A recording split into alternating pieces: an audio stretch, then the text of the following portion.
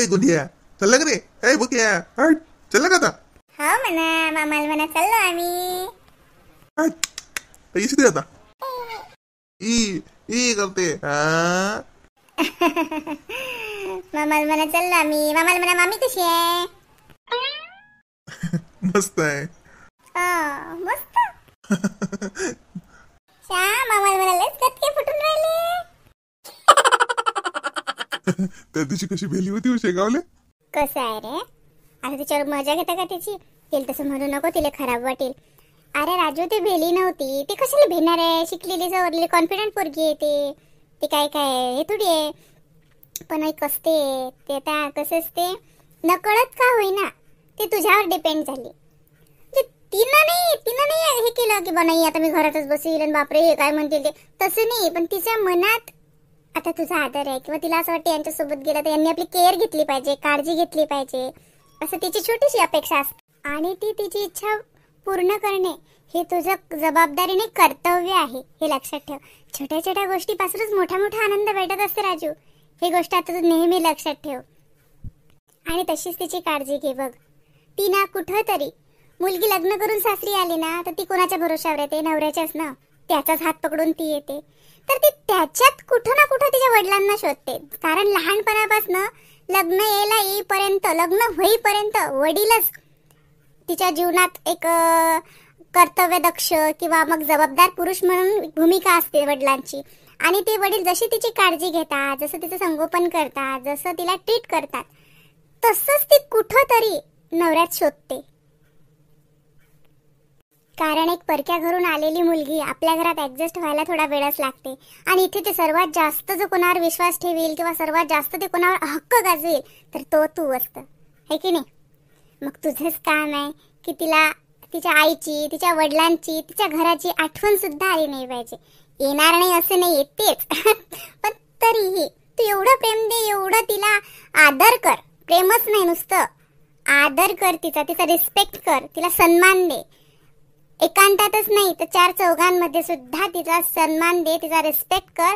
बघ ती तुझं जीवन किती फुलून जाईल आणि आनंद आणि तुझ्या जीवनात अगदी आनंदाची बहार आणते की नाही बघते. काही नसते रे, मुलींची छोटी छोटी अपेक्षा असते बघ. पण तुम्ही लहानपणापासून लाडात वाढलेले, आई वडिलांचं घर कधी सोडायला लागत नाही, परक्या घरी कधी ऍडजस्ट करावं लागत नाही, त्यामुळे तुम्हाला कधी मुलींच्या भावना समजतच नाही. तुम्हाला असं वाटते ती इथे येऊन चिडचिड कशी काय करते, ती इथून असं कसं करू शकते. अरे ती त्या वातावरणातून या वातावरणात आली रे. साधं एक झाडाचं रोपटं सुद्धा जेव्हा नर्सरीतून आपण आपल्या घरी आणतो ते सुद्धा 3-4 दिवस ऍडजस्ट होत नाही आपल्या वातावरणात. हे तर शेवटी जिवंत माणूस आहे रे एक. लहानापासून 21 वर्ष ती त्या वातावरणात राहते. अचानकच एक दिवस तिला दुसरं वातावरण, दुसरं घर, तिथल्या चालीरीती, तिथली लोक, जन्मात कधी न बघितलेले लोक, अगदी तिला असं म्हणजे त्यांच्यात जन्मजात व्हावं लागते आणि ज्यांनी जन्म दिलाय त्यांना विसरावं लागते. थोडं कठीण असते रे राजू हे. पण प्रत्येक नवऱ्यानं जर समजून घेतलं ना तर खरंच मुलींना अगदी सोपं होऊन जाईल ते. हो माझी ज्ञान देवता, शत प्रणाम तुम्हाला एवढं मोठं ज्ञान दिल्याबद्दल. आता मी खूप चांगला वागतो बघ. तू पुढच्या वेळेस तेव्हा आली तेव्हा योगिता तुला माझ्या कौतुक सांगत राहील. मी खूप तिची काळजी घेईल, ते म्हणेन तसंच ऐकेल, तसंच वागेल. झालं? म्हणजे पाहिजे बायकोचा बैलच होशील, भुलून जाशील बहिणीले. बायको म्हणेन तसंच करशील, आई वडिलांना भुलशील, बायकोच्या पदराखालचं मांजर नको हो. तिच्या असंही नाही पाय रे श्याम, तू या येडी झाली, येड लागलं इले. आता म्हणते की असं कोरण तसं कोरण, एवढं तत्वज्ञान दिलं मला. ती दुसऱ्या घरातून आली, झाडाचं रोपटन रोपटाचं फुल, आणि आता म्हणते की बायकोच्या मनासारखं वागू नको, बायकोचा बैल बनवू नको. अरे काय मी का तारावर चालू की काय? श्याम मामाले म्हणा तारावर चाला लागत नाही. संसार म्हणजे नुसतं तारावर चालणे नाही, तारावरची कसरत असते. आत्ता समजीन म्हणा तुले. कसं दोन्ही तागड्यांवर बरोबर बॅलन्स तयार करायला लागते. इकडे आई, तिकडे बायको, एकीकडे बहीण, दुसरीकडे नातेवाईक, तिसरीकडे सासूरवाडी. कसं सांभाळावं लागते सर्वांना. आता समजेल म्हणा तुले. आम्ही तर चाललो म्हणा बापा आमच्या घरी आता. नाही बा, मी चाललो बा बाहेर. मला काही समजून नाही राहिलं. मला तो चक्कर येऊन राहिला, काय डॉक्टर घर करून राहिला, मला समजून नाही राहिलं. झोपा श्यामा, तुमचं मजेत काम आहे. झोपा झोपा, तुमचं अजून तारेवरची कसरत सुरू नाही झाली. आता मला तर काही समजूनच नाही राहिलं, हे लग्नाचे लाडू मला पचतात की नाहीत पचत. शादी का लड्डू खाए वो भी पचताए, जो ना खाए वो भी पचताए. अरे यांना काय झालं, हे का बरं गेले? त्याला लग्नाचा लाडू पसलाच नाही, तो ढेकर द्यायला गेला. काय? काही नाही तो त्याला काहीतरी फोन आला मला वाटते, म्हणून गेला तो. ये ना ये, बस झाले का तुझे काम? श्याम खेळून राहिला का तो?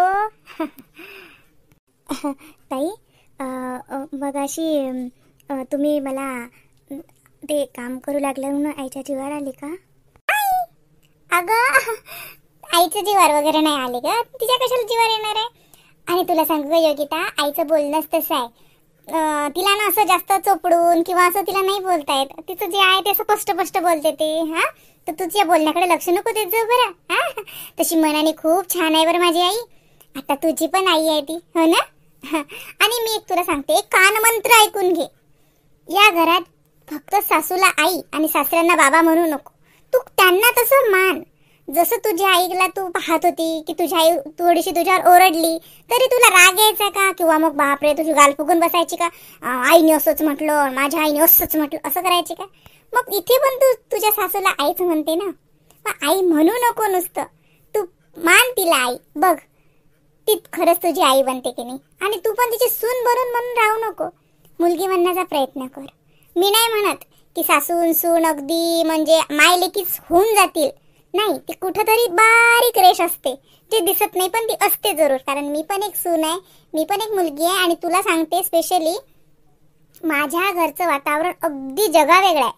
खरंच आहे जगावेगळं. माझे सासूबाई म्हणजे ते सासूच नाहीये, ते माझी आईच आहे. तू थोडं तुला लक्षात येईलच. पण प्रत्येकाच्या घरी तसं वातावरण नसते ना योगिता. प्रत्येकाचं घर वेगळं असते, प्रत्येकाच्या घरातले लोक वेगळे असतात, हो की नाही? तर त्यानुसार मी तुला सांगते, ती छोटीशी दरी असते ना, ती एकदम बारीक वाली रेष अगदी कधी पुसट होऊन मिटून जाईल, काहीच लक्षात येत नाही आपण जर चांगलं वागलं तर, हो की नाही? आणि मला माहितीये तू खूप चांगली मुलगी आहे, शिकलेली आहे, समजूतदार आहेस, सुशिक्षित आहेस. आणि विशेष म्हणजे तुझ्या आईवडिलांचे चांगले संस्कार तुझ्यावर झालेले आहेत. त्यामुळे तुला ते सासरी ऍडजस्ट व्हायला काहीच वेळ लागणार नाही. आणि एक गोष्ट सांगू का योगिता, हे घर वेगळं आहे. तुझं घर आधीचं वेगळं होतं, तिथल्या चालीरीती वेगळ्या होत्या, तिथे तू वेगळी होती. मेन प्रश्न कुठं येते, आता तुलाच बदलावं लागणार आहे. लोकांना बदलत बसण्याचा भानगडीत पडूच नको.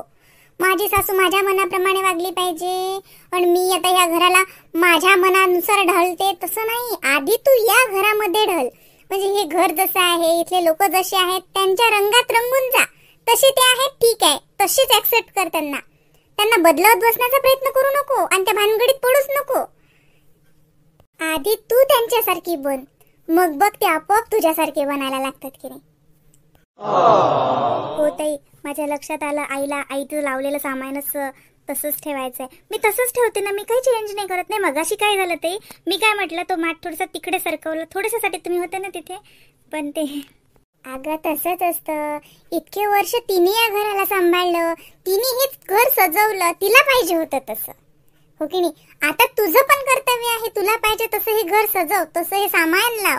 पण हे सामानच लावू नको नुसतं. या घरातले लोक सुद्धा तसेच सजव तुझ्या डिझाईन मध्ये. पण घाई करू नको. 1-2 वर्ष तू यांच्यामध्ये ढळ, यांच्यासारखं वाग. यांना एवढं प्रेम दे, एवढं प्रेम दे की हे मजबूर झाले पाहिजेत की तुझ्या म्हणण्याप्रमाणे वागायला. ती सासू असो का सासरा असो का नवरा असो. तुझा नवरा तर 1 नंबर खूप शहाणा मुलगा आहे ग. माझा भाऊ आहे तो, मला माहितीये, खूप चांगला आहे तो, खूप चांगला आहे तो. त्याच्यासारखं तुला खुश कुणी ठेवू शकणार नाही, हे मी गॅरंटी देते. त्याच्या मागेही देते. आणि त्याने जरा जरी काही म्हटलं ना तर सरळ फोन मला लावायचा, मी बकडते. त्याचे कान कसे पिरगडायचे हे मला माहितीये. नाही ते तसं काही नाही. नाही खरंच सांगते ना, माझा भाऊ तर खूप चांगला आहे. आणि माझ्या वडिलांमध्ये तुला तुझे वडील शोधायची गरजच नाहीये, ते तुझे वडीलच होऊन जातील. कारण माझ्या वडिलांनी काय म्हटलं होतं लग्न लागलं तेव्हा, आठवते का तुला तुझ्या वडिलांना, की एक मुलगी सारखीली म्हणून दुसरी मुलगी न्यायला आलो.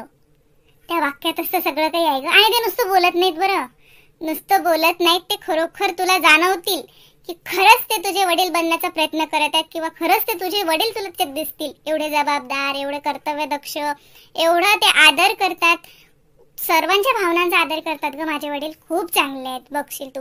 आणि राहिला प्रश्न आईचा, आई कसं आहे? फणस बघितलं ना तू? फणसाची भाजी खात असते ना, आतमध्ये किती छान गोड गर असते, वरून किती काटेरी दिसते, हो की नाही? सेम तसं समजून घे. ते वरचे काटे काढून टाकले की नाही, आतमध्ये तुला गोड गर मिळणार. पण ते काटे काढायची घाई करू नको, कारण ते काटे तुझ्या हातात सुद्धा रुतू शकतात. म्हणून म्हणते की उद्यापासूनच हे लोक बदलायचा प्रयत्न करू नको की बाई माझी सासू अशीच करते आणि तिने असंच करायला पाहिजे, मी तर असंच करते. तुम्ही कसं करता ठीक आहे आई, आपण तसंच करूया. पण बघा, असं केलं तर जमेल का? तुम्हाला आवडेल का? असं जर वागलं ना तर सगळं आपल्या मनाप्रमाणेच होते ग. कारण त्यांनाही नवीन शिकायचं असते, त्यांनाही हरी आनंद असते. सून काय करते, सून कसं करते. पण आपण जर गेल्या आपलीच तुतारी वाजवली ना तर मग ती चुरगडून फेकून द्यायला हे लोक वेळे नसतात लावत. म्हणून आधी आपण त्यांच्या धुंदमध्ये आपली धुंद वाजवायची आणि आपली धुंद एवढी एवढी जोरात वाजवण्याचा हळूहळू प्रयत्न करायचा की ती लोक त्यांची धुंद विसरूनच गेले पाहिजे आणि आपल्याच धुंदीत धुंद झाले पाहिजेत. स्वीटू ताई, खरंच तुमचं नाव नुसतं स्वीटू नाही हो, तुम्ही खरंच स्वीट आहात. खूप खूप खूप स्वीट आहात ताई. मला आज तुम्ही म्हणजे खरंच आज मला घट्ट मिठी मारावीशी वाटून राहिली ताई. खरंच खूप तुम्ही चांगल्या हो, किती छान समजावून सांगता. मला तितकं टेन्शन होतं, म्हणजे खरं सांगू का ताई, मला भीतीच वाटत होती, चक्क भीती वाटत होती. त्या कालचा स्वयंपाकचं तर मला वाटलं झालं आता आपण परीक्षेत नापास. पण ताई अर्धा पेपर तर तुम्हीच सोडवला. खरंच ताई थँक्यू. खूप छान आहात ताई तुम्ही. खरंच जसं तुमचं नाव आहे ना, मी तर म्हणते त्यापेक्षा 10 पटीनं स्वीट आहात तुम्ही. खूप छान अनुभव आहे ताई तुम्हाला तुमच्या जीवनाचा. कसं असते योगिता, सगळेच अनुभव म्हातारपणातच येतात असं काही नसते बरं. काही अनुभव ना माणसाला अगदी कमी वयात सुद्धा येतात. आणि जे आपण अनुभवातून शिकतो ते मला नाही वाटत कुठल्याच युनिव्हर्सिटीत आपल्याला शिकवलं जातं. अगदी बरोबर ताई, माझे बाबा असेच म्हणतात. चला मग आता आम्ही जातो. तर आता मग खुश राहा, आनंदी राहा आणि हे घर सुद्धा आनंदी आणि खुश ठेवण्याचा प्रयत्न कर. या घराची संपूर्ण जबाबदारी तुझ्या खांद्यावरती आहे. सासू आहे, 1-2 शब्द बोलणारच. आणि तुला सांगितलं ना आईचा स्वभाव कसा आहे, फटकन बोलते. तुला जर नाही पटलं ना तर ती पटकन म्हणेल काही, मग ती विचार नाही करणार की बाई माझ्या सुनीला राग आला का, माझ्या मुलाला काय वाटलं का. छोटे छोटे गैरसमज करूनच घ्यायचे नाही. असं समजायचं आपली आईच बोलते. आई किती वेळा बोलते आपल्याला, कपड्यावरून बोलते, राहण्यावरून बोलते, बसण्यावरून बोलते, झोपण्यावरून बोलते, जेवताना बोलते की नाही. आपण कधी काय बसतो का डोक्यात घालून आईनं असं म्हटलं आता मी जेवतच नाही. ती बोलते आपण जेवतो, तसंच करायचं. या कानाने सोडून द्यायचं. पण जे घ्यायचं ते घ्यायचं बरं का, नाही तर सगळं सोडूनच देशील. वरनं सिटू ताईने सांगितलं. नाही होत खूप समजूतदार योगिता वहिनी तुम्ही. लहान असली तरी वहिनीच आहेस माझी. बरं जाऊ द्या, आमचा भाऊ काय म्हणते? काय नाही. काय नाही काय तरी तुम्ही. अशी सदैव हसत खुश आनंदी राहा आणि माझ्या आई वडिलांना खूप प्रेम दे. स्पेशली माझ्या भावाला. खूप चांगला आहे बरं तो. आता उद्या सकाळी निघणार आहे आम्ही. कसं सकाळी मग बाबा म्हणतात सकाळी पोहोचून देतो आणि तिकडे बाबाला ना काम आहे, एकीकडे जायचंय. मग बाबा आम्हाला सोडून देतील आणि पुढे जातील. हो ताई, म्हणजे सकाळी तुम्ही 8 वाजेपर्यंत जाणार ना? हो, लगभग 7:30-8 म्हटलंय बाबाने. हो का? पण आणखी राहिल्या असत्या ताई तर मला चांगलं वाटलं असतं. तुमची सोबत खूप चांगली वाटते मला आणि तुमच्याजवळून शिकण्यासारखं खूप काही आहे बरं. नाही ग बाई, आम्हाला पण जावं लागेल ना. तर घरी आम्ही इथे की म्हणजे लग्नाच्या मी 8-10 दिवस आधी आलेली आहे ना. आणि आता तुझा संसार, तुझी जबाबदारी, तुझं घर, तुझी लाईफस्टाईल. येऊ आता आम्ही परत दिवाळीला वगैरे. मधात एखादा चक्कर मारेल, पण 1-2 दिवसासाठी राहायला म्हणून दिवाळीतच येईल. तुझा सुखी संसार पाहायला, तू कसं या घराला आपलंसं केलंय, या घराला कुठल्या रंगात रंगवलंय हे पाहायला जरूर येईल. पण 2-3 दिवसासाठी. कारण मला असं वाटते भावाचं लग्न झालं की बहिणीनं माहेरातलं लक्ष थोडंसं काढून टाकायचं, थोडंसं आपल्या संसारात जास्त लक्ष घालायचं. आई वडिलांचं, भावाचं, भावजाईचं, त्यांचं आयुष्य त्यांना लखलाभ, आपला संसार आपण थाटूया. कशाला उगाच माहेरात तोंडबुड लुडबुड करू त्यात तोंड घालायचं.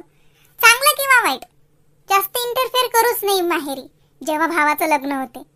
एक छोटीशी एक आपण म्हणतो ना लिमिट्स, हे प्रत्येक मुलीने आपल्या मनानेच आखून घ्यायच्या की नाही बस आता भावाचं लग्न झालंय, आता भावजाई आलेली आहे, आता आपलं थोडंसं इथलं हक्क किंवा इथे आपण जे आधी येऊन हक्काने जे हक्क गाजवायचो ते थोडंसं कुठंतरी मनानेच कमी करायचं. म्हणजे भावजाईला कमी करायचं कामच पडत नाही. कारण आपण आपल्या मनाने कमी केलं ना तर आपल्याला त्रास कमी होतो, पण ते जर भावजाईने कमी केलं ना मन जाम दुखतं, हो की नाही. म्हणून आपली पायरी आपणच ओळखायची आणि भावाचं लग्न झालं की 2 दिवसात दिवाळी आणि रसाळी संपवायची. म्हणजे भावजाई खुश, ती सुद्धा तुम्हाला आदरानं म्हणते या ना ताई, काय तुम्ही 2च दिवस राहा ना आणखी. बस हो, तेवढं जरी म्हटलं भावजाईनं तरी मी म्हणते माझं जेवण धन्य झालं. नको ग बाई, माझ्या घरीच तर किती सारा सुखाचा डोंगर आहे, तो डोंगरच तर मला चढवता येत नाही. कशाला मी हिच्या घरी येऊन लुडबुड करू. आपण आपल्या घरी सुखी, बरोबर आहे की देऊ.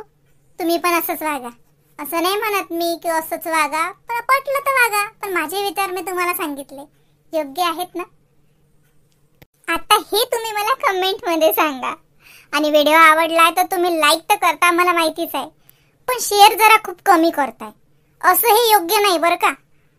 शेअर करा ना आपली व्हिडिओ, हात जोडू, पाया लागू.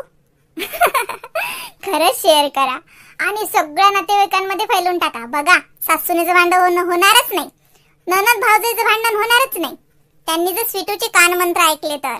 म्हणून म्हणते व्हिडिओ लवकर शेअर करा.